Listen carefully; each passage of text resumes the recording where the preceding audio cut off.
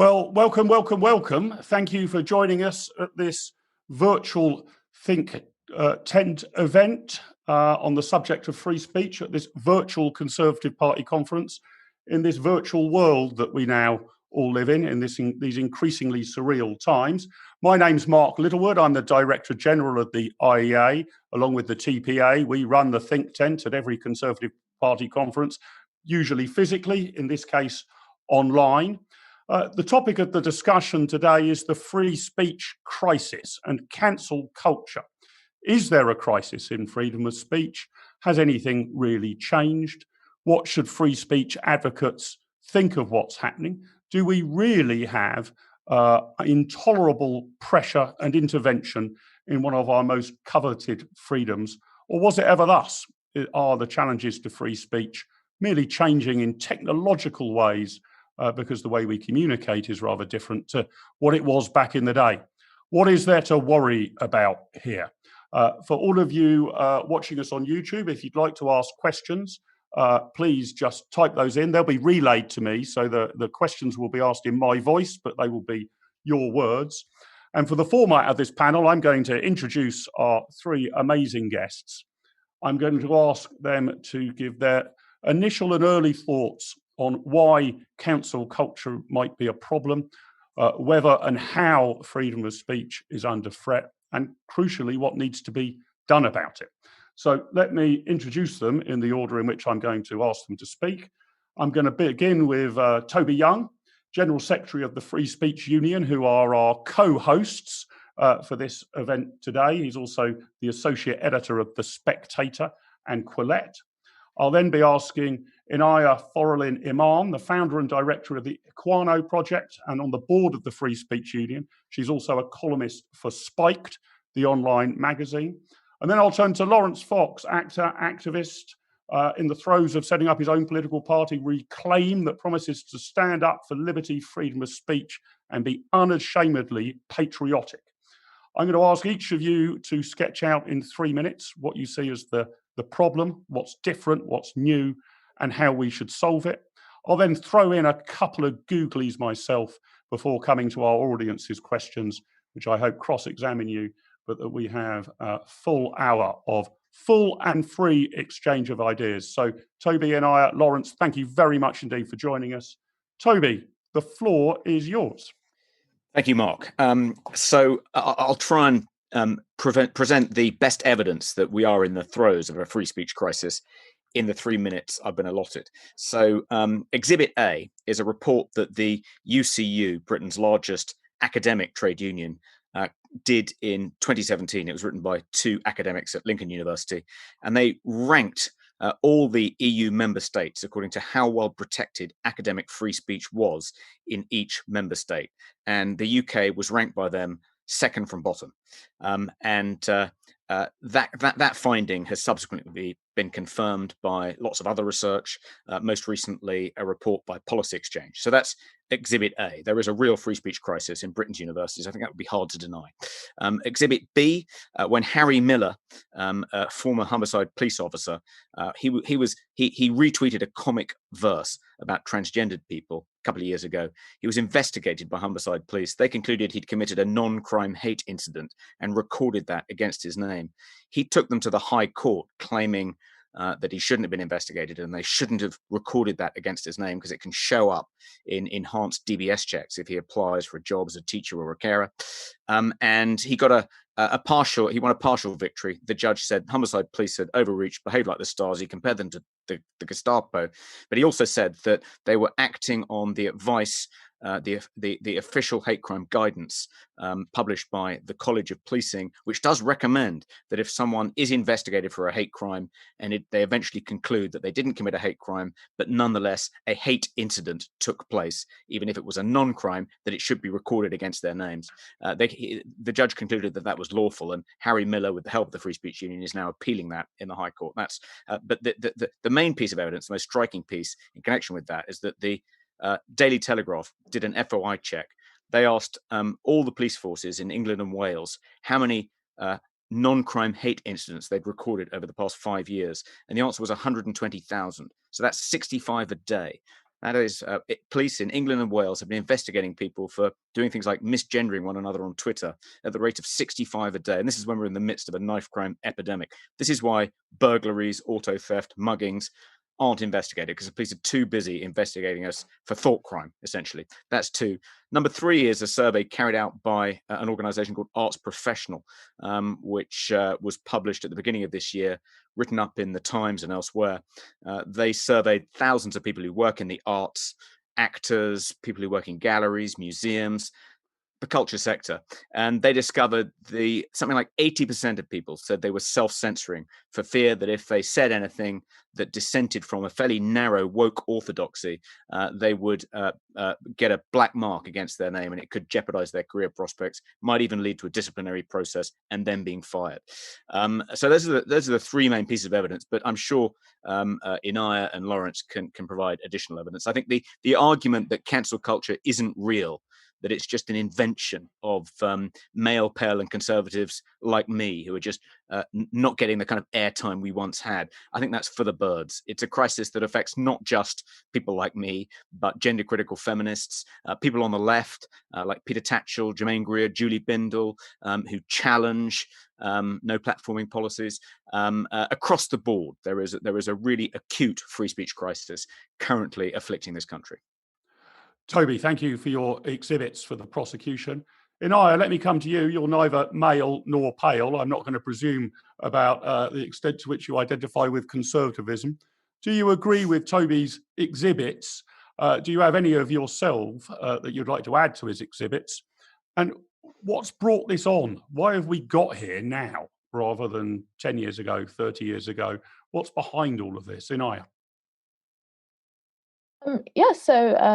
Thank you. And I guess to follow on what Toby has been saying, I think one of the ways in which advocates of cancel culture most vociferously justify their arguments is, generally speaking, to kind of so-called protect marginalized and vulnerable groups.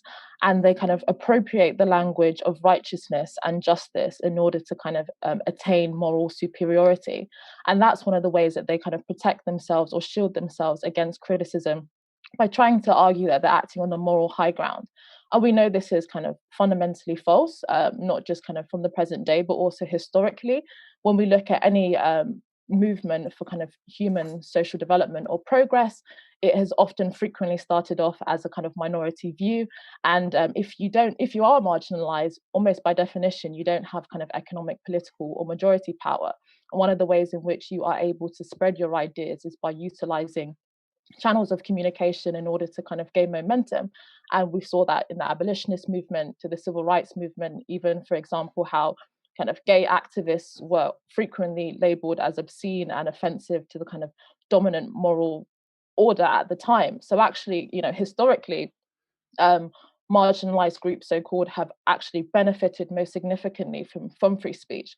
And I think that's very much one of the ways that we need to expose the kind of rampant hypocrisy and historical illiteracy of this kind of advocacy, which actually weakens protections for minorities by using these mechanisms that generally just benefit the status quo and actually suppress dissent amongst often minority groups. If you do not affirm many of these ideas that we now call wokeism, so to speak, you are often seen as heretical or inauthentic if you are from one of these vulnerable groups, so to speak. But also, it perpetuates this notion that ethnic minorities, women, or all of these other groups are uniquely vulnerable, unable to handle the kind of complexities of life, and need to be protected by what is essentially words or language.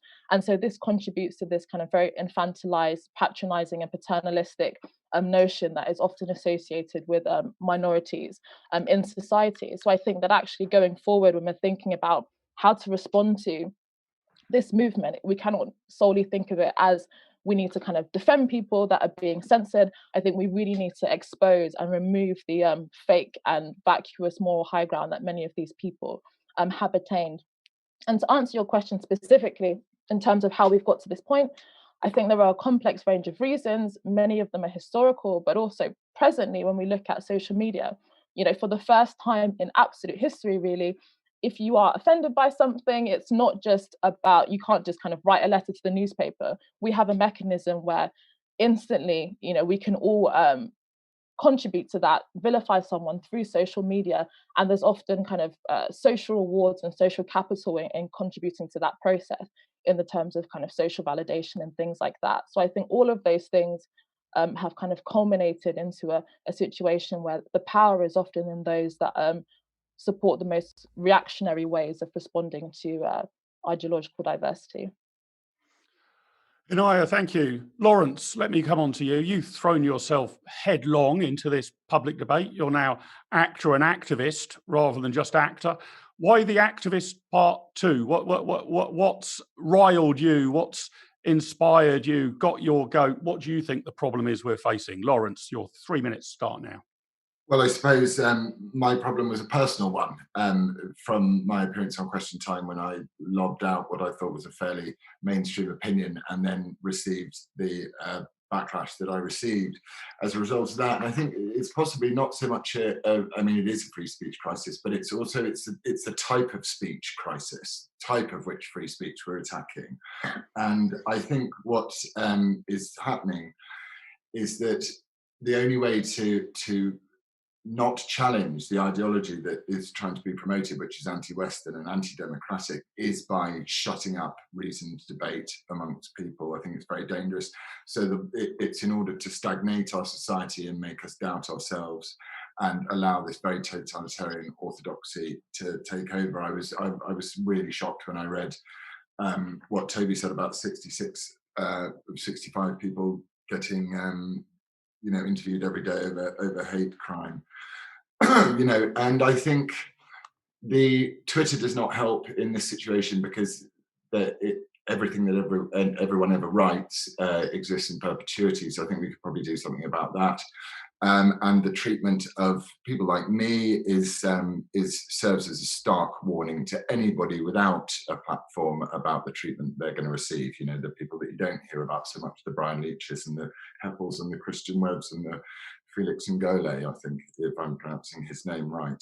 So I think it's extremely dangerous, and it's starting to lead possibly to not only cancelling people, but people cancelling their own lives as a result of it. But Laurence, can I come back on you? Because what I'm trying to work out is what reasonably, if you like, is free speech itself within the public arena, and what's cancel culture. So you might want to speak a bit more about the backlash from your Question Time appearance, but to some considerable degree, if somebody appears on Question Time, I've been on a few times myself, and you say something, you've put yourself in the public arena. And if lots of people want to come back and say that Mark Littlewood, he's an awful man, I can't believe what he's just said there, this is terrible, I don't trust this guy's motives, I don't like his ideas, etc., etc. Well, that's part of free speech. That's not really cancel culture. That's just a backlash because my ideas are unpopular, and one almost welcomes that, don't you? We've got now more people who can enter the public debate, therefore more people receiving a backlash, rather than back in the day, it would have just been a handful of the political elite who would have been caricatured by cartoonists. But we're now all part of the debate, so we all now suffer the backlash. What's the problem? Well, I suppose I'll just refer you to a tweet from an actress yesterday, or a female actor, if I'm saying appropriately. Any company giving future employment to Laurence Fox or providing him with a platform does so with the complete knowledge that he is unequivocally, publicly and undeniably a racist. And they should probably reread their own statements of solidarity with the Black community. Now, I actually defend her right to say that because she's allowed to say it, but that is a warning across the bows, for example, that I am unemployable within the acting arena. That's a pure example of cancellation. Now, I also find it quite difficult because I don't think individuals should be cancelled myself. I think you should, if you're going to attack something, you should go after institutions and boycott them. But that's, for me, that's a perfect example of that person is not only exercising their free speech, they're holding any future employer of mine to the fact that they are being racist by hiring what they perceive as a racist. So I think she can say it, but I think that's not great news for anybody. Toby, let me come back to you. We've debated and jousted before about these issues on the IA London YouTube channel, and I'll make sure we provide some links in the chat below to the discussion we had. When Toby is cancelling someone's freedom of speech, a basic property right, rather than an aggressive assault on their person. I mean, we at the IEA have a social media policy. Our staff are allowed to be on social media, but we prohibit them from saying certain things if they express party political allegiance, for example, or use expletives. Then they face our disciplinary procedure. Am I guilty of executing an anti-freedom cancel culture at the IEA, or is that just a sort of fine thing for me to do in order to protect my brand identity and the IEA's values? I think whether your right to freedom of association would be sufficient justification for sacking someone for being in breach of your social media policy partly depends on how extensive your social media policy is. I mean, for instance, if one of your employees said something in a private WhatsApp chat, which if they'd said it in a more public forum would have been a breach of your social media policy, would that be a breach of your social media policy? Would it be a breach of your social media policy if someone in that private group went rogue and decided to publicize what a member of your staff had said? So effectively it got out and people linked them to you. Or could you say, well, actually, people have a reasonable expectation of privacy when they're talking in a private WhatsApp group. And in those circumstances, it doesn't seem fair for their employer to punish them for what they said. And more generally, I think the problem with private and public organizations invoking their interest in protecting their reputations to force their employees and students and so forth to sign these social media policies when they join the institution is that they often do expect their remit to extend to everything the individual in question says, not just in a public forum, but what they might say to someone in a pub. And that does seem like a real encroachment on someone's free speech, which can't be justified by just appealing to a right to freedom of association, a property right. And Inaya, let me come back to you. Laurence made the interesting point that, what with the internet, nothing ever goes away. So things that might have been an intemperate conversation down the pub, perhaps something you even regret. You can delete your tweets, but usually somebody can dig them up anywhere. So everything seems to be a permanent record now of any view expressed or off-the-cuff remark made, and obviously in pixel rather than it being a transient, oral statement. Do you think that's leading to more of a kind of, the policing of it, if you see what I mean, Inaya? I mean, if you've just got 6 or 7 people down the pub having a bit of an argument, it doesn't percolate into the wider public domain, whereas a Twitter spat could suddenly be, the top item on the news. Yeah, I think that's a significant kind of contributing factor. I think that oftentimes we forget that actually social media and the internet more broadly, but specifically social media, we've only really had it for a couple decades. That's really relatively new. And I think we're all still kind of figuring out what the rules are and the expectations are and how that could affect us in the long term.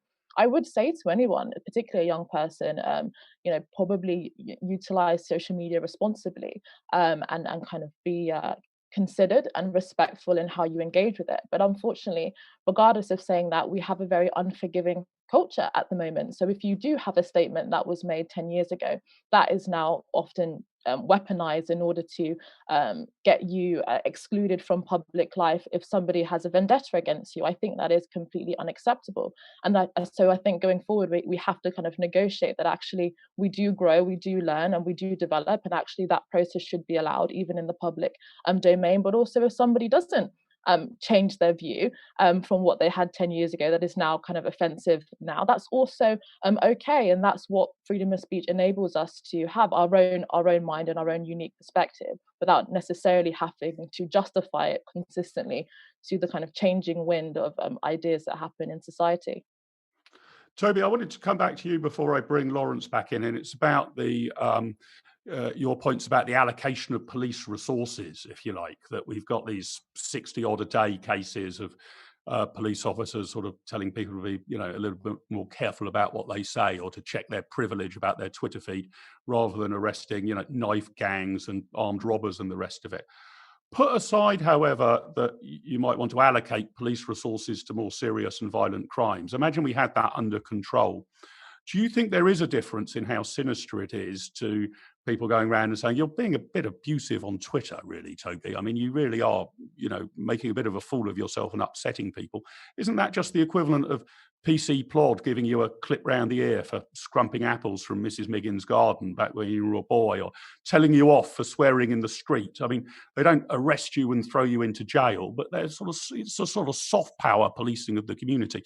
I can understand that you might not think that that's a priority over solving rapes and murders and armed robberies, but if that part of the crime equation was under control, would you object to this being any form of policing? And do you think it really is just a techno-updated, modern version of the village police constable, sort of generally keeping an eye on people and trying to keep tempers under control? Well, I think it is different to the old Bobby on the beat giving little Robert a clip round the ear for stealing an apple, because if the police conclude at the end of their investigation into what you've said on Twitter or Facebook that you've committed a non-crime hate incident, that's not the end of the affair. It's not just, and often, in fact, the police don't actually tell you that you've been investigated and they've concluded that you're guilty of committing a non-crime. Often people don't find out for months or years later when it happens to come up. The reason it's much more serious than just being given a clip round the ear, and the reason it has a chilling effect on free speech, is that once this has been recorded by the police, as I said earlier, it then comes up. If you apply for a job where your prospective employer is required to carry out an enhanced DBS check to see if you've got a police record. So if you apply for a job as a teacher or a carer, for instance, your employer will do this enhanced DBS check, and it'll come up in the check as if you've committed a crime. So it's indistinguishable when looked at by the employer, and they see, oh, this person is guilty of committing a hate incident, something like misgendering someone on Twitter. And even though it wasn't serious enough to be considered a crime and led no further, I think that employer is then going to think twice about employing you. And that's often how people find out that these incidents have been recorded against their names. They're told by the employer who doesn't give them the job, well, I would have employed you, but turns out you've committed this hate incident, and the police have it on record. And some employers even think that if it shows up on an enhanced DBS check, they're then legally obliged not to employ you because you could be a danger to children or to people in your care. So I don't think it's the same. I think it has a really seriously chilling effect on free speech in a way that getting a clip round the ear for merely being rude in the past wouldn't have done. Okay, interesting. Laurence, let me come back to you, and I'm going to bring in some of the questions we're getting in from the audience. This is an interesting one. Where should we draw the line, I guess, if at all, between views we tolerate but disagree with and those which should never be tolerated? I mean, I found your comments on Question Time, Laurence, to be pretty middle of the road myself, and agreed with most of them. But I could theoretically imagine, not that Question Time would ever let anybody on who'd express these views, but one could theorise that somebody could appear on Question Time and put forward genuinely horrific views. I don't know, denying the Holocaust, or welcoming the Holocaust, or some such like, saying how wonderful Adolf Hitler was. And if such a person did that, would we say, well, no, they're not just expressing a personal view. That is a set of views that we don't tolerate and would like to cancel, or would like to stop this person's career in its tracks, or warn companies not to employ him. Can we draw that line anywhere, Laurence?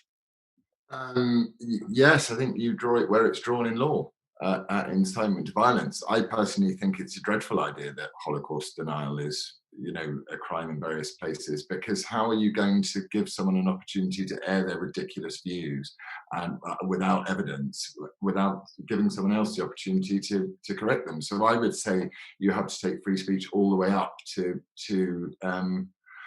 incitement to violence, which is obviously there's a very good reason why that shouldn't happen. But I think what Inaya was saying about social media and being responsible was quite interesting. I've started mulling myself this idea of whether Twitter should introduce a retract button where the tweet stays up, but it just has a big stamp across the top saying this is retracted by the author. So you could watch the development of people's thoughts, understand that their positions change and alter, or sometimes that they make mistakes. And that may encourage us actually to be more free in our views rather than collectivizing around any form of victimhood or any form of offense. And then we would actually motivate ourselves to collectivize around things that are really important, like how we relate to each other, good manners, mutual respect.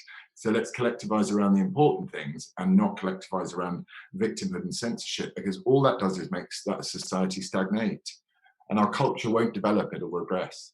But do you think, Laurence, there might just be, because as Inaya was saying earlier, we're still in the kind of early stages of social media. This is, I guess, a bit like the sort of printing presses going mainstream, sort of everybody got involved and lots of sort of scandal pamphlets and all of the rest of it. Certainly in Victorian times, that became a big part of it. I mean, very similar social worries about it. How will we ever know the truth? Now everybody can print things rather than just official documents. But do you think we might just see a bit of a human reaction against that? People starting to say, well, I used to express my views on Twitter for sake of argument to get an audience, but it's not worth the candle. I'm not going to use that platform anymore. I might keep my views to myself, or I might look out for another platform that has a retract button or operates in a different fashion. And before we know it, we might find that these were teething problems of a social media explosion and revolution that all of us are taking some time to get used to. Do you think that's how it might go, Laurence? I certainly think it'll develop, because I think the level of, it's such a sewer, Twitter particularly, I certainly think it will develop. But the problem is, comparing it to the past, is ideas spread like fire, like the Great Fire of London on Twitter. So I think it can get worse. You just have to have one very well put together deep fake of, Donald Trump saying something or Joe Biden saying something at the wrong time, at the right, in at the wrong place, and things can really kick off. So I think the potential is more concerning than it is, it's a blip. I'm sure it is a blip socially, because I think people just can't maintain this level of rage at each other for that long. It's too exhausting. Inaya, let me come back to you. Here's another question from our audience. Do the panel think, so I'll actually ask each of your views on this, but Inaya, I'll start with you. Do the panel think that intolerance for differing viewpoints is an issue solely of the left, or does it occur across the ideological spectrum?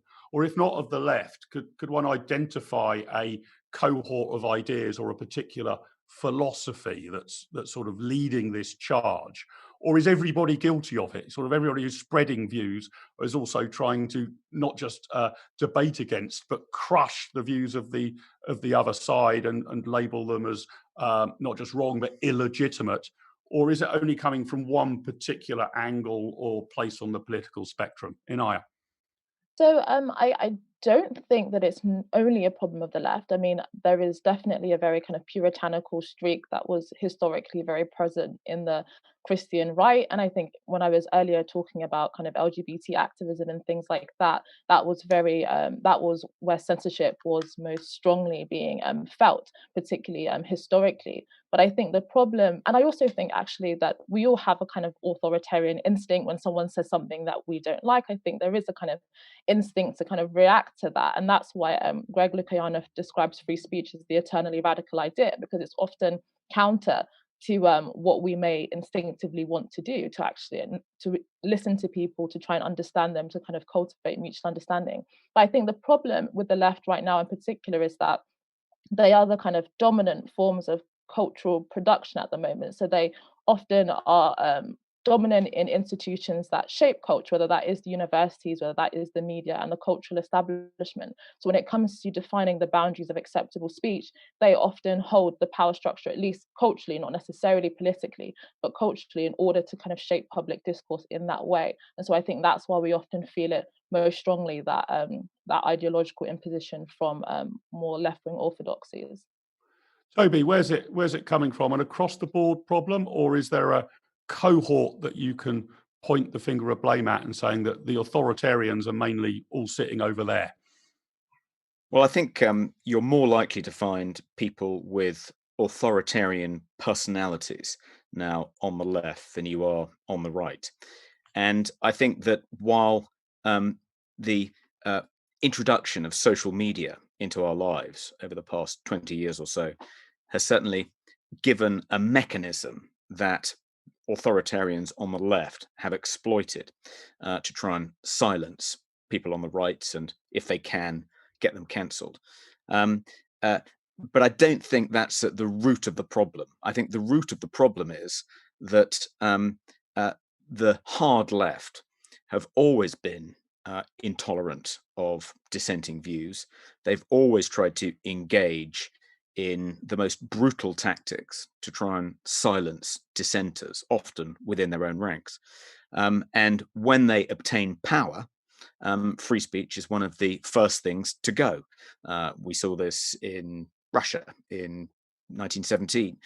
We've seen it in Cuba. We saw it in Venezuela. We saw it in Cambodia. Wherever the hard left actually gains power, almost the first thing it does is get rid of free speech and then start rounding up and imprisoning, and in some cases torturing and murdering anyone who challenges their authority.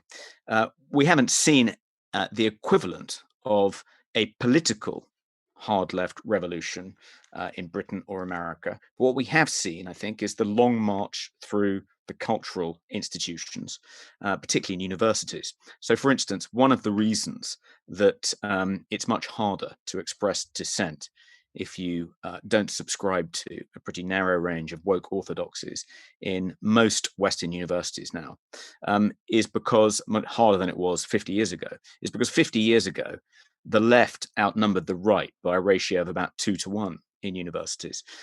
Now they outnumber the right by a ratio of about 9-1. And given their dominance, given their success in capturing these institutions, some of these institutions you think of as great bastions of liberal values, of tolerance and free speech, like the New York Times. But the New York Times now has been captured by the woke left. And we saw that earlier this year when the op-ed editor was fired for publishing a comment piece by a Republican senator saying if civil disorder gets any worse in America's cities, Donald Trump should bring in the army. There was a staff revolt, uproar, Twitter went crazy, and the guy was actually fired. And this was in one of the what used to be a great bastion of liberal values. I think the success of the hard left in marching through and capturing some of the commanding heights of the cultural economy is really at the root of this problem. Interesting. Laurence, where do you think the problem is coming from? I mean, you can't name or identify one person, but I also I feel over my lifetime, I'm 48 now, but to Inaya's point earlier, that actually the threats to my freedoms used to perhaps come more from the right of the spectrum and now come more from the left of the spectrum. When I was, when I was a young boy, I could remember Dungeons and Dragons role-playing games need to be banned. Video games need to be banned. Monty Python's Life of Brian is blasphemous and shouldn't be shown on television. Relax by Frankie Goes to Hollywood is too sexually explicit, shouldn't be broadcast on Top of the Pops. Mary Whitehouse tried to get my favourite TV programme, Doctor Who, as a kid, cancelled. This all used to come from the socially conservative right, possibly the Christian right. Seems to be coming from a different place now. Are you able to identify where it's coming from, Laurence? Yeah, well, I mean, I think Toby's right in what he's saying. In the institutions have been so heavily captured, and the balance is not correct. So to have a healthy society, you need to sort of have more 50-50 than 90-10 in order to get places. I'm not so sure about the far right because I'm not actively looking for them on Twitter, and I mean I do follow a couple of the far leftists. I suppose the thing that I find concerning about it is from the left is the arrogance with which they flaunt the rules that they apply to everybody else. So they will go, this is the rules for me. You can have, as an actor, for example, you can jump up and say how wonderful it is for that Donald Trump has got COVID, or that George Floyd has had was murdered by Israeli Mossad tactics, but you can't say something vaguely common sense. So I think whatever the established culture is going to try and defend itself, and our establishment seems to be steeped in wokery. I mean, even Keir Starmer's drunk that Kool-Aid now. So it's, that's where I see it coming from at the moment. But I agree with you. I think if we were a very conservative culture and people were 9-to-1 conservatives, we'd be banning things left, right and centre. I don't think one set of ideologies in its extreme form is better than any other. So, Laurence, if that's always the sort of problem with that, there's a prevailing consensus, and maybe the prevailing consensus, when social consensus when I was young was socially conservative, and now it's kind of woke metropolitan liberalism. What's the remedy? I mean, is it just the price of freedom's eternal vigilance, or are there particular laws we need to change, or do we need to, instruct the police to act differently, or defund universities? What's the sort of silver bullet here to make sure that freedom of speech withstands the prevailing orthodoxy of the time? Well, I think first of all we have to have a fair and level cultural playing field. And in order to have a fair and level cultural playing field, we have to get rid of things that just absolutely aren't true. So if you enter into an argument with someone on the far left about structural racism, for example, and you say we are a systemically racist country, there is no progress to be made in that conversation with them. So if we start from a position of facts, which is we are a tolerant country becoming more tolerant, then there is a way to begin the remedy of conversation with those that aren't totally sucked into the Kool-Aid. And I think any university and any school that is teaching things like critical race theory must be, legally obliged to teach the alternative version, at the very least as a compromise position, and on a harder level to have it banned, because what this stuff is being taught to our kids is how to dismantle the very societies we live in, and either our cultural institutions are there to support the people, or they're not there to destroy us. That's not what they're there for. So my view is any government money that's going into any pseudoscience like unconscious bias training and all of this stuff, and telling people that they need safe spaces from white people in supermarkets should be boycotted, or in the case of the government, they should have their funding removed. Certainly rather than, which has said it's so systemically racist. Surely the government shouldn't be paying money to a place that's so racist that it just shouldn't happen. Let me bring you back in with a question from Graham Smith on our chat. This is an interesting one. When does labelling as cancel culture rather than engaging with the arguments become itself an attempt to cancel speech that you disagree with? So I'll peg this to the whole sort of statues issue, what public monuments should be on display in the public square. It seemed to me we never got to that argument, or how we should decide it, or what the protocol should be for removing a statue or erecting a statue. We just had sort of people, the arguments were just boats crossing in the night, really. People said, oh, this is terrible, there's all this cancel culture. And the other side said, oh, it's terrible, there's all these racist statues up. And we didn't really have a debate at all about, the appropriate way of using the public square, how it might be refreshed or updated or altered, or whether it ever should be. Is there a danger now that you get cancel culture and the cancel culture in Inaya, and that the kind of actual exchange of ideas doesn't move much beyond that? I'm not sure I agree with that. I think particularly when the people kind of removing statues or kind of land and hope and glory and things like that, I think the onus is on those that want to change things in such a drastic and kind of significant way. The onus is on them to kind of justify why they're doing that. And so I think naturally, if that is happening in often a quite authoritarian and anti-democratic way, then people are going to be reactive towards that and say, no, this is unacceptable. And of course, if there is an opportunity to engage in kind of reasoned, respectful debate, then we should do that. But oftentimes, and I found this a lot of the time, people that advocate cancel culture are incredibly reluctant to engage in debate. They find debate itself often a tool of white supremacy or something like that. So I think oftentimes the people that are concerned about the kind of cultural destruction and the erosion of our national heritage and identity are very open to making that case and arguing for that and engaging in debate. But I think it's often the authoritarians that are most reluctant to engage in respectful discourse and actually put their arguments up for public debate. Toby, yeah, what's your thought on that? Is it just cancel culture against meta cancel culture? We haven't had a sensible debate about what the criteria would be for removing a statue for sake of argument. Yeah, I think it's, I mean, the absence of proper searching debate about these issues is one of the shortcomings of the current climate in which free speech isn't valued nearly as highly as it should be.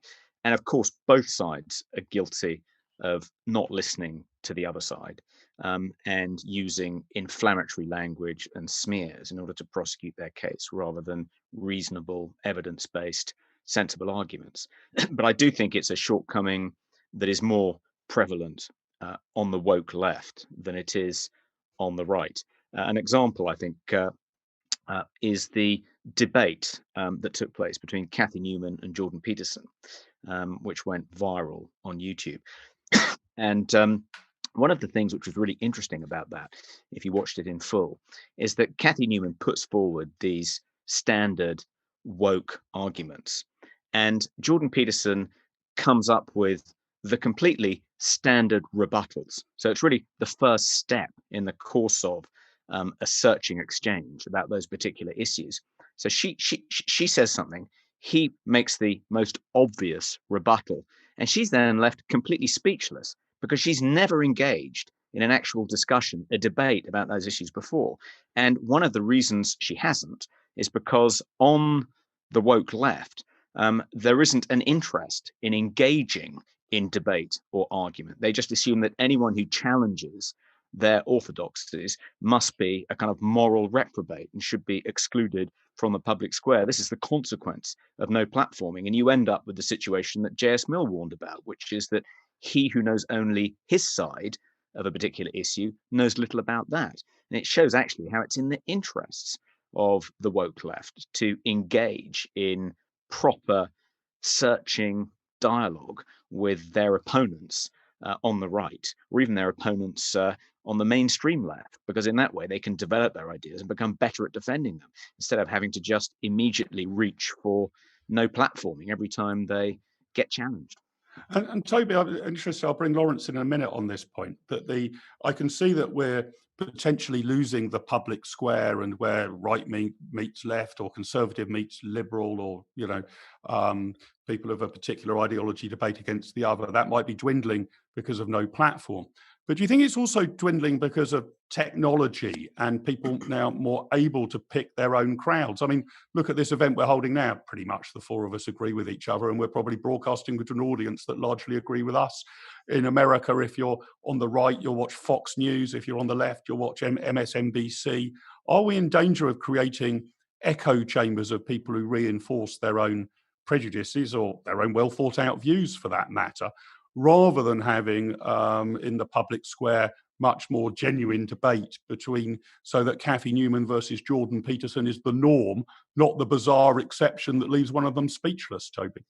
Yeah, I think that clearly is a danger, and that is happening. People are staying in their echo chambers and not engaging with the other side. But it's hard to do much about that on forums like Twitter and Facebook. Even on, I think it's where people are just spontaneously setting out their stalls in the public square. It's quite hard to do much about that polarization. Where you can do something about it is to make sure that in institutions like universities, schools, on the BBC, that you encourage both sides to engage with each other, talk to each other, and do so in a kind of respectful, good-humored, good-natured way. And what's really gone wrong, I think, isn't that, in the course of their ordinary lives, people aren't seeking out their kind of political opponents and sitting down with them over a brew to kind of thrash things out. I don't think that ever really happened. The reason we're in the predicament we are is because that culture, that tradition of exchanging ideas that used to be part of the lifeblood of universities, and was also encouraged in schools too, and was certainly one of the founding principles of the BBC, that's all on the decline, and that's what needs to be reinvigorated. Laurence, what's your thought about this? Did we used to have a public square where, I don't know, left and right, or north and south, or men and women would come together and exchange views in a robust way, but in a respectful way? And now we're all breaking down into our little segments, either by people cancelling the other side from even appearing, or just because self-selecting choice is that much easier. I don't need to go to the town hall for a debate. I can hold it here with people I like on Zoom. What's your thoughts, Laurence, on that problem potentially? Well, I think it's interesting. I mean, in that I've been fairly consistent with my views. They sort of develop over time, but my views have become, as time has gone by, very not tolerated, certainly within the arts institutions. One of the problems with people on Twitter is, one of the great things is that you give everybody a voice. One of the worst things is that people virtue signal the opinions that they believe that they should hold to others within their echo chamber. So, for example, I worked with a director who did the same. He said, "You're an abhorrent, appalling person" on Twitter. And then he contacted me by a text and he said, I'm only joking. It's how I feel. But I have invited, as part of another project I'm doing, I've invited a lot of my detractors to sit down and talk with me, and not one has agreed to do so. And as part of the problem with the death of God and all of this is that the wokedom it has become its own religion. So they have no interest in talking to you because you're essentially Satan to them. Let me move on to another topic here. Laurence, I'll start with you. You sort of referred to it a bit earlier. Paul Yoward asks, do the panelists have any advice in fighting unconscious bias training at work? So this takes it to a new level, right? It's not a question that somebody at work has said something racist or sexist or homophobic to a colleague that's been noted, witnessed, and they're saying, look, you've got to stop treating your colleagues like this. This is something that the apparent, defendant or criminal is unaware of and hasn't actually acted, but is sort of buzzing around in their mind somewhere. It's difficult to prove your innocence here. Laurence, how should we combat this? Because this seems to be coming in virtually everywhere now.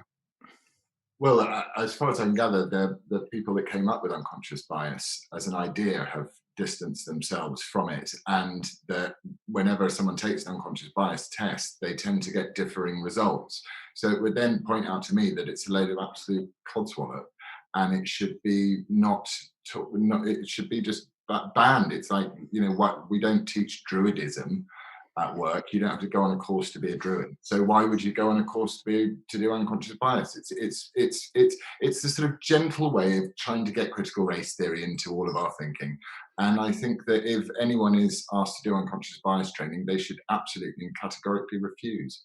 That's interesting. It's all interesting what you say about the originators of it distancing themselves from it. I mean, of course, there's the story, I don't know how apocryphal, that Marx's pretty much last words were, the one thing I know is I'm not a Marxist. I think you'd probably say the same thing about John Maynard Keynes as well, but that hasn't stopped Marxism and Keynesianism being tremendous political forces, even if they might be unrecognisable in many ways to their founders. Inaya, what's your thoughts on this? Is this taking cancel culture to the next level? This isn't now what you might have actually said on Twitter or on WhatsApp or even said in a private conversation in a pub. This is getting into how other people think you might think without you being aware of it.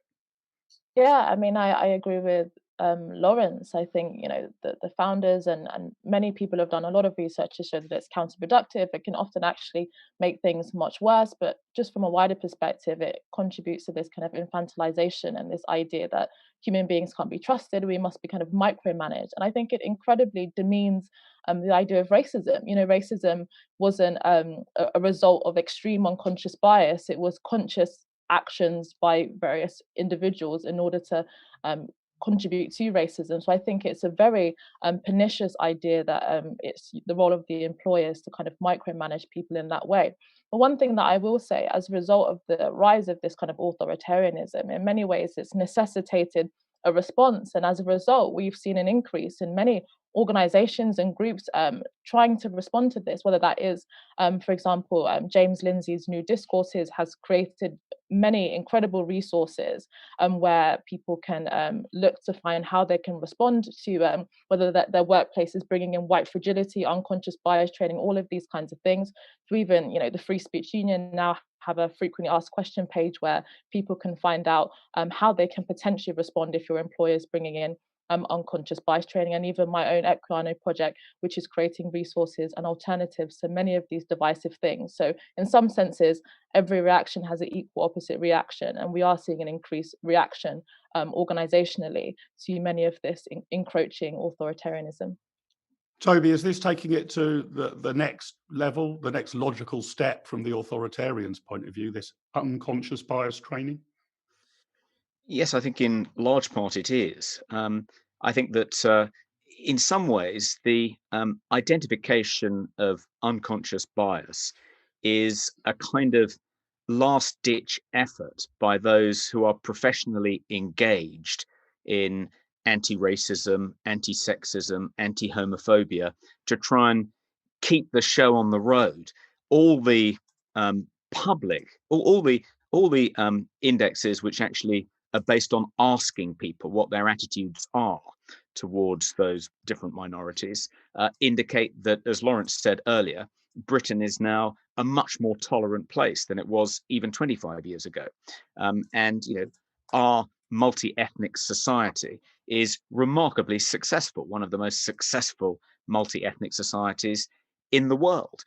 There's remarkably little ethnic conflict in Britain compared to other parts of the world. We do get along for the most part. We are tolerant of each other.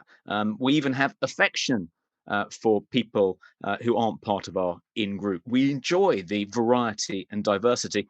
It isn't really a problem, and it doesn't need to be problematized.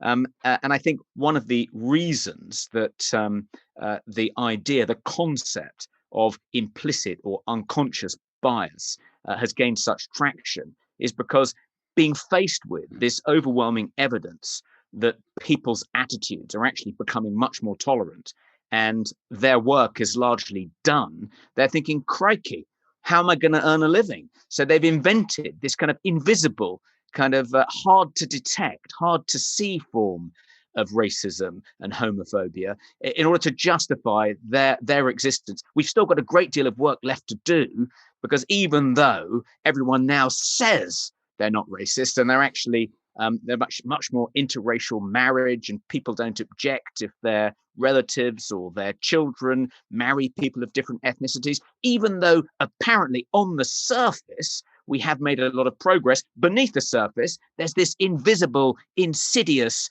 racism and homophobia that's still going on. We need to find out ways to root that out. We're more urgently needed than ever. And it feels to me like it's a kind of last ditch attempt. I think Douglas Murray calls it St. George in retirement syndrome. When you've killed the dragon, and you leave the field of battle, you then think, crikey, what am I going to do now? So then invent dragons to kill. And I think that's what unconscious bias training is. It was over last, Toby, right? You're sort of saying that the devil makes work for idle hands. I mean, it can never be mission accomplished. That you need to find another level to whatever mission you were on. The point is not to end racism in Britain, it's to permanently fight the anti-racist cause, right? Yes, I think that's right. I mean, one of the really offensive things about diversity training and the claim that Britain is systemically racist, and there is still this endemic problem with racism that every British institution is riddled with, and that we have an enormous amount of work to do to cleanse ourselves and our institutions of this sin. One of the things I find offensive about that is that my mother in the 70s was involved in the Rock Against Racism campaign, and she was one of tens of thousands of left-wing middle-class people who really put their back into trying to do something about what was a real problem with racism in Britain. You know, you had the rise of the National Front, followed by the rise of the BNP.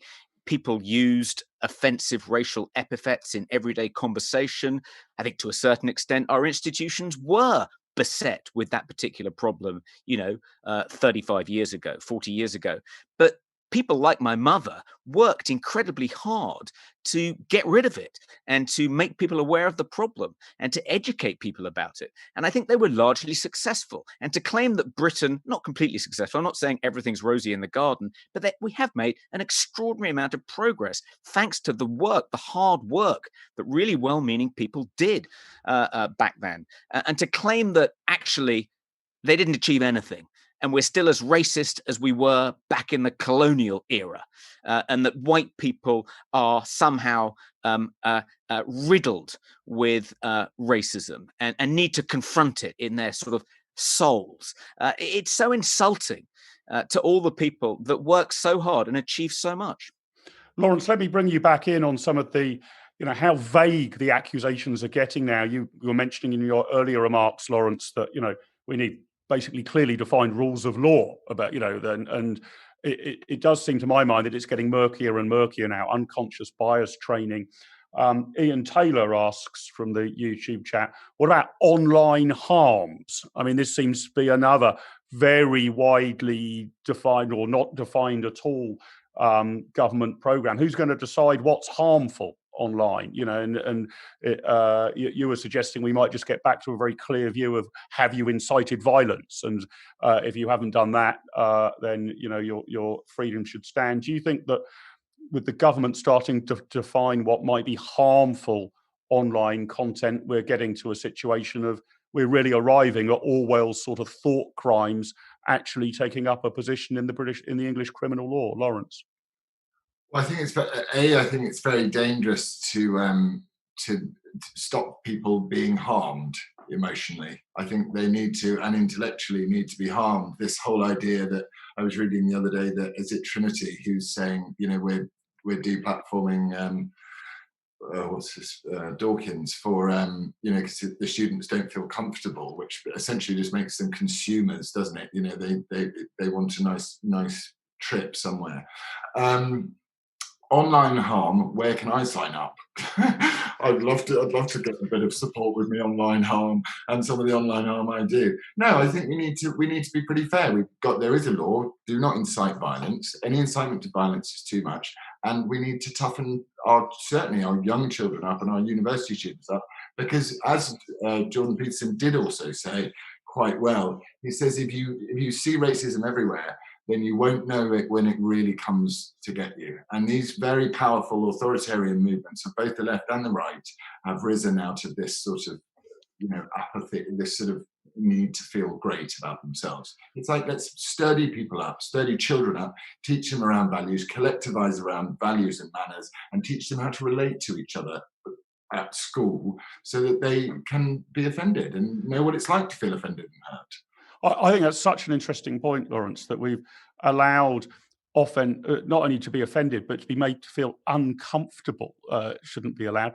I've changed my minds on lots of things over the years, mainly at university, actually. I was a sort of soggy, middle-of-the-road social democrat before I went to university. I left university as a kind of full-blown free market libertarian. And I found that process very uncomfortable. Going and listening to someone who was able to persuade me that my starting position was wrong, and coming out of a lecture and reading a book and changing my mind isn't a comfortable experience. It's an enlightening experience. I mean, is your view, Laurence, that sort of becoming enlightened, educated, being open to change your mind is almost by nature distressing and uncomfortable, but nevertheless valuable? Life is distressing and uncomfortable. This is another problem with the woke left. They don't have an understanding of what the process of life is. So I think essentially, weirdly, it kind of goes into what's going on with COVID. It's like, well, no one can die at all anymore. And it doesn't work. Every single experience I've been through in life that has added to me has been uncomfortable. And I've had some nice ones too. We're right up against the clock, so I want to just close with one last question and ask each of our panelists for a quick, almost one word, if not one sentence or so, answer. The questioner asked, lots of people are asking the government to step up on cultural and free speech issues, but what can the government specifically do about it? And how much should they do, given the position on many on the centre-right is actually for less government intervention? I was asked on our previous panel, the final question, which was about economic policy, what I'd like to hear from Boris Johnson on economic policy in his speech tomorrow. If you could insert now one sentence into Boris Johnson's speech to Conservative Party conference tomorrow with one specific proposal that he would fall in love with and enact to improve freedom of speech, what would that specific proposal or intervention be? And Inaya, let me start with you, then Laurence and Toby, I'll give you the final word. Well, I think that's a hard question, but I think I'm usually less inclined to call for the government to do things, but I definitely think we are in extreme circumstances, and as what we've seen in relation to Trump kind of banning critical race theory in relation to kind of government-related things, I actually think that is a positive thing, because we're dealing with ideologies right now that are incredibly divisive, very racist in some instances, and threaten to actually fundamentally undermine the fabric of our society. And I think in extreme circumstances, sometimes you do need kind of measures like that. So I think Laurence made the point earlier. I think that if it comes to museums or art institutions, anything that gets government funding, if they are censoring and propagating many of those divisive ideologies, and I think that their funding potentially should be questioned. Laurence, you mentioned potential defunding for sort of people who were, running around saying how racist they are. What would be your one sentence sort of plan that you would like the Prime Minister to bring forward to the public pulpit tomorrow when he speaks? I can't tell him, because we're about to roll out a really good policy platform ourselves. But what he should really say is he should go, now look here, chaps, vote Reclaim. Right, there you go. You want him to defect. Toby, what's your view? What specific plan would you like the Prime Minister to endorse or adopt? Well, you mentioned earlier online harms, and the Free Speech Union has just published a briefing paper, in fact, by a fellow of the IEA about online harms, Rado Tylercoat, and anyone can read that on our website, which is freespeechunion.org. But he points out just what a risk it is to free speech if you empower Ofcom to impose these swingeing fines on social media companies like Twitter and Facebook if they don't remove content that some people find offensive, even if the content is perfectly lawful. That's going to have a massively chilling effect on free speech in a very important part of the public square. I would like Boris to say he's scrapping online harms, that Sajid Javid's idea of introducing the toughest internet regulation in the UK than anywhere else in the world, tougher than North Korea, China, Russia, is a completely idiotic one, and he's just scrapping the whole idea. Politically, I don't think he'll do that. And for that reason, the Free Speech Union is going to be proposing an alternative, light touch version of internet regulation in due course later this year. Okay, we've run just a few minutes over our time, but thank you, Inaya, Toby and Laurence, for freely expressing your views at this event. Thanks to all of you on YouTube who are watching and freely expressing your views. If I didn't get through all your questions, I wasn't trying to suppress your freedom of speech or distress you or make you feel uncomfortable. It's just a matter of the clock, I'm afraid, so I had to use some editorial judgments. Thanks very much to the Free Speech Union with whom we've co-hosted this event. And to my colleagues at the Institute of Economic Affairs and the Taxpayers Alliance for putting together the whole programme, including the background team, Harry and Jamie and Emma and Annabelle and Jack, none of whom are expressing their ideas, but are making sure all the technology works and all our guests get here on time. We do have another event coming up very shortly at 4 o'clock. Can the railways get back on track post-COVID? With Saeed Kamal, the Academic and Research Director at the IEA, Mary Grant of Porterbrook, Chris Loder MP and Mark Phillips of the RSSB. That's this afternoon from 4 p.m. for an hour. You can watch via the ThinkTent YouTube channel or at www.thinktent.co.uk. Thanks to all of our audience for joining us. Thanks again to our three magnificent panelists for joining us. Enjoy the rest of your day. Cheers.